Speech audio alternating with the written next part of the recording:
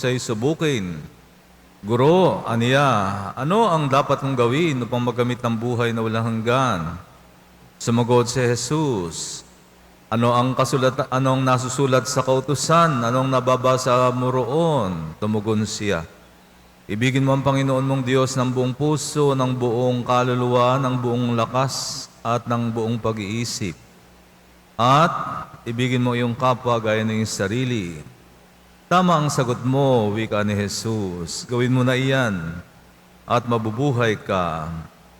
Sa hangad na eskriba na wag siyang lumabas na kahiya-hiya, tinanong niya muli si Jesus, sino naman ang aking kapwa? Sumagot si Jesus, may isang taong naglalakbay buhat sa Jerusalem patungong Jericho. Hinarang siya ng mga tulisan, kinuha pati damit sa katawan. Binugbog at halos patay na ng iwan. Nagkataong dumaan doon ang isang saserdote at pagkakita sa taong nakahandusay, siya'y lumihis at nagpatuloy sa kanyang paglakad. Duman din ang ilang Levita, ngunit tiningnan lamang niya ito at nagpatuloy sa kanyang lakad. Ngunit may isang Samaritanong naglalakbay na napadaan doon. Nakita niya ang hinarang at siya'y nahabag. Lumapit siya, binuhusan ng langis at alak ang mga sugat nito at tinalian. Saka isinakay ang tao sa kanyang sinasakyang hayop. Dinala sa bahay panuluyan at inilagaan doon. Kinabukasan, dumukot siya ng 2 denaryo, ibinigay sa may-ari ng bahay panuluyan at sinabi, alagaan mo siya at kung magkaroon man ng kakulangan yan, babayaran ko sa aking pagbabalik. Sino ngayon ang palagay mo ang nagpakita ng kanyang pakikipagkapwa sa taong hinarang ng mga tulisan? Tanong ni Jesus, ang nagpakita ng habag sa kanya, tugon ng eskriba. Sinabi sa kanya ni Jesus, humayo ka at gayon din ang gawin mo. Ang mabuting balita na ating kaligtasan, Pinupuri ka namin, Panginoong Hesukristo.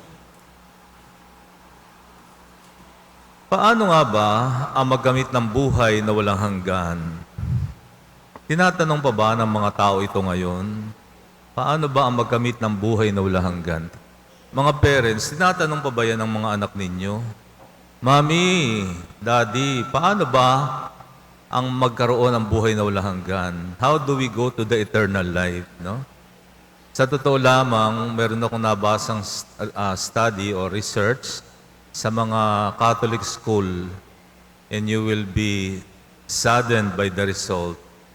Marami sa mga kabataan ay hindi kumbinsido na there is eternal life. No? So yun ang nakakalungkot. Akala nila ang buhay na lamang ay dito na lang sa lupa, magpakasarap ka na lang, magpakasaya ka na lamang. Kasi hindi naman sila siguradong may buhay na walang hanggan.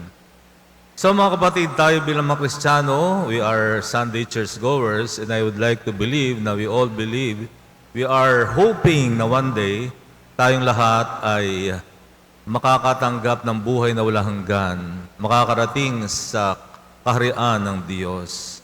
At dito nga sa Ebanghelyo ay sinagot ng Panginoon, paano nga ba magkamit ng buhay na walang hanggan? At ang sagot ng Panginoon, no? Ano ba ang kasulatan? Alam niyo mga kapatid, we can summarize the 10 Commandments into just 2. Kasi alam naman natin, the whole 10 Commandments is all about love. Because God is love. Kaya nga yung first 3 commandments ay pwede nating isummarize yan into ibigin mo ang Diyos ng buong puso, buong kaluluwa, buong isip at buong lakas. And the other 10 commandments, ibigin mo ang iyong kapwa tulad ng pag-ibig mo sa iyong sarili. No? So yan ang summary. Yan ang summary ng buong 10 utos ng Diyos. Pag-ibig. Ibigin mo ang iyong kapwa. Dahil alam niyo mga kapatid, sabi ng Panginoon, napakadaling sabihin na iniibig mo ang Diyos na hindi mo nakikita.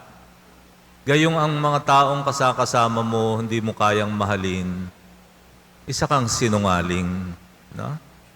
So alam niyo mga kapatid, ang dalawang utos na ito ay hindi naman bago. Nabanggit na ito sa batas ni Moises. Ang naging bago lamang ay pinagkabit ng Panginoon.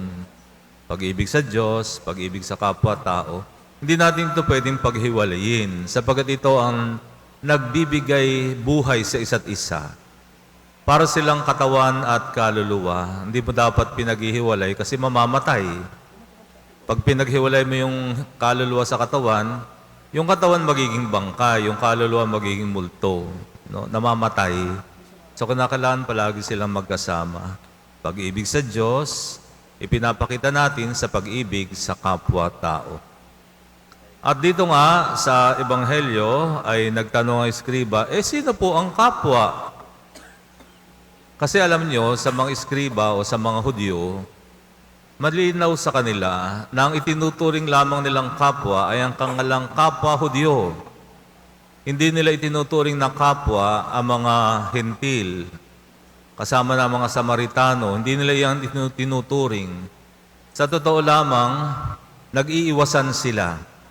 Pag magkakasalubong ang mga yan, nag-iiwasan sila. Kaya ang mga Hudyo ayaw papasok sa mga bayan ng mga Samaritano. No? Umiiwas talaga sila para wag silang madamay o mahawa sa kanilang makasalanang pamumuhay. Sa mga kapatid, sino nga ba ang ating kapwa? Ang sagot ng Panginoon ay hindi direct, kundi nagkwento ang Panginoon. At ang kwento nga ng Panginoon ay yung kwento ng Samaritano. Dumaan ang eskriba, dumaan ang Levita, mga Hudyo yan. Hindi nila pinansin yung nakahandusay. Marahil iniisip nila, ay patay na yan, wala na tayong magagawa. Magiging lamang tayo, contaminated. Kasi para sa kanila, kapag patay hinipo mo, ikaw din ay magiging marumi. And you will not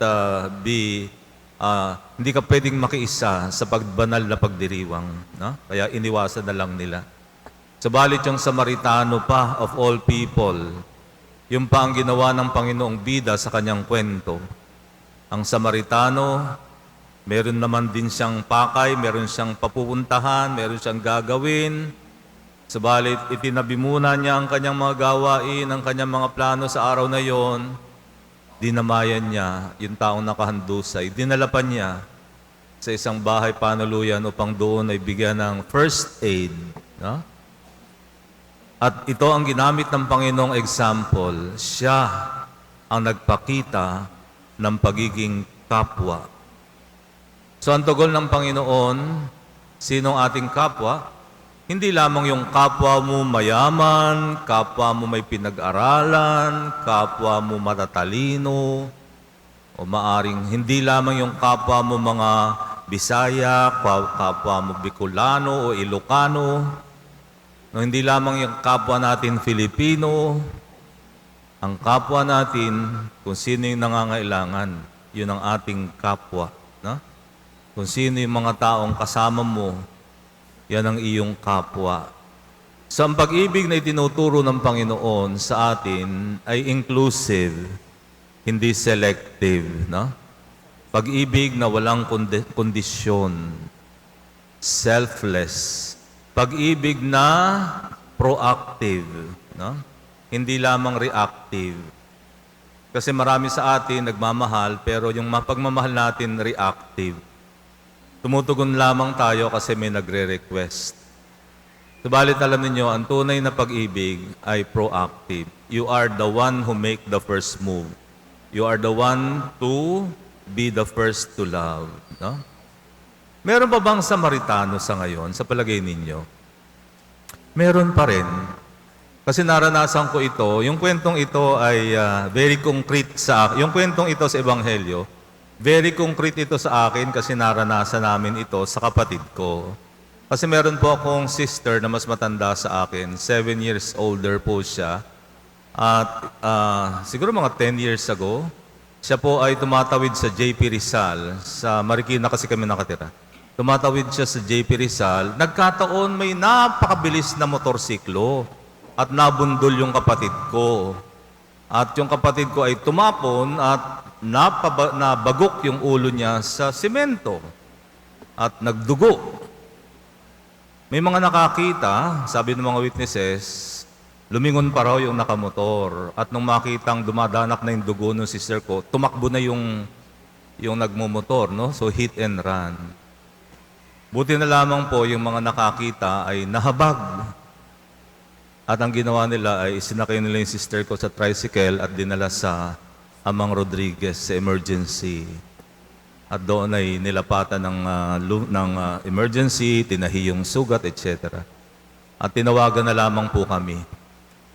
At siyempre, bagamat kami very worried, nagpapasalamat kami dun sa tao na nagbigay ng tulong, no? Binibigyan namin ng pabuya, pero hindi tinanggap. Sabi na ko, salamat, wag na po. Mahalaga po sa akin, ang mahalaga sa akin ay nakatulong ako. Kasi iniisip ko rin naman, kung ako naman yung nasa kalagayan niyan, sana din lang ay may tumulong din sa akin, no? So mga kapatid, meron pa rin pong mga mabuting Samaritano sa ating paligid. At ngayon, ang hamon naman sa atin ay, paano tayo? No? Paano tayo? Tayo rin po ba ay, kaya din ba nating maging mabuting Samaritano? Sabi ko nga po kanina, love should not only be reactive, it should also be proactive. Kayo yung nauuna. Kasi alam niyo po mga kapatid, na-assign po ako sa St. Paul of the Cross. Ito po ay isang parokya na subdivision. At ang mga nakatira doon ay magkaka-age bracket, no? Nung ako'y napunta doon, ang mga parishioner ko, yung mga original homeowner, ay puro mga 70 years old pataas na. 70 years old pataas na ang aking mga parishioner noon.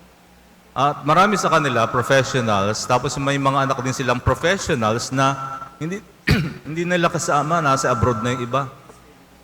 Pero pinili talaga nila na hindi sumama sa anak at mabuhay na lamang sa kanilang tahanan na nag-iisa. No? Nag-iisa. At dahil nga po sa mga nag-iisa, marami sa kanila ay hindi na kayang lumabas, hindi na kayang humingi ng tulong.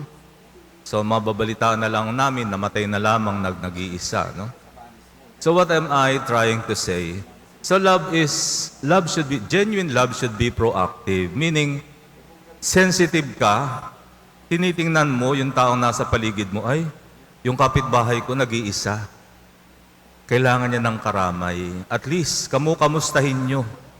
No, kinakamusta nyo, sinisilip-silip nyo, o kamusta po kayo? Dapat may ganun. Kaya nga po, di ba, utos ni Lord, love your neighbor. Love your neighbor. No, ibigin mong iyong kapitbahay, hindi yung kayo'y nagbabangayan. Ako'y nagpapasalamat dahil yung aming neighborhood sa Marikina, ganun, no? Nagdadamayan. Para kaming we are like one big family na we see to it na yung neighbors namin ay they're good, no? So naranasan ko na po yun eh. Kaya hindi kami makaalis doon kahit na minsan lumulubog. Hindi namin maiwan yung neighborhood namin kasi para lang kaming isang pamilya. At iyon ang hindi mo pwedeng ipagpalit, no? Hindi mo pwedeng ipagpalit iyon. Hindi ho kasi madaling humanap ng neighborhood na you are like family, no? Treating one another as family. Kaya nga mga kapatid, examine natin yung sarili natin, ano? Tayo ba ay nagiging mabuting kapwa sa ating mga neighbor, kasama sa trabaho, o mga taong nakakasalamuha? Tumayo tayo, pahayag natin ang ating pananampalataya. Sumasampalataya ako